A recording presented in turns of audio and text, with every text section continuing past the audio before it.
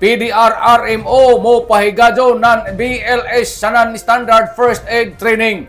Ang buhatan ng Provincial Disaster Risk Reduction and Management Office, Surigao del Norte, mo pahigadyo na sab ng basic life support kon BLS sa non-standard first aid training ng mga empleyado ng Kapitolyo.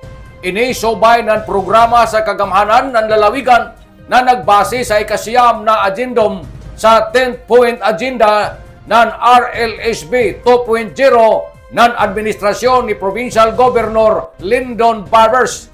Ini nakaliukan ni pahigadyon kuman Nobyembre 17 hangtod sa pitsa 21 ning tuig 2025. Then dito ini ipahigadyon sa Jeklo Catering Services Dayan Narciso ning Dakbayan sa Surigao.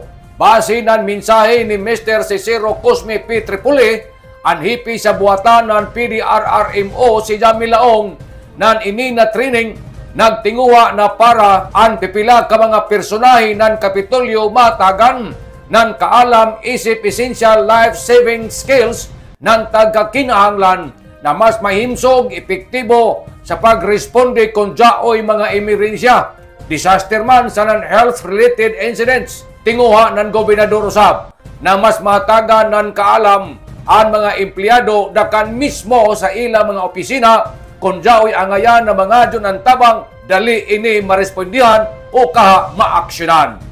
Nanukad, gikan diri sa Kapitolyo, ini si Marexioners Marconsim Vlogs, Mario Cunali si Morlan Mulaong. Salamat, maradyaw na adlaw, natong tanan.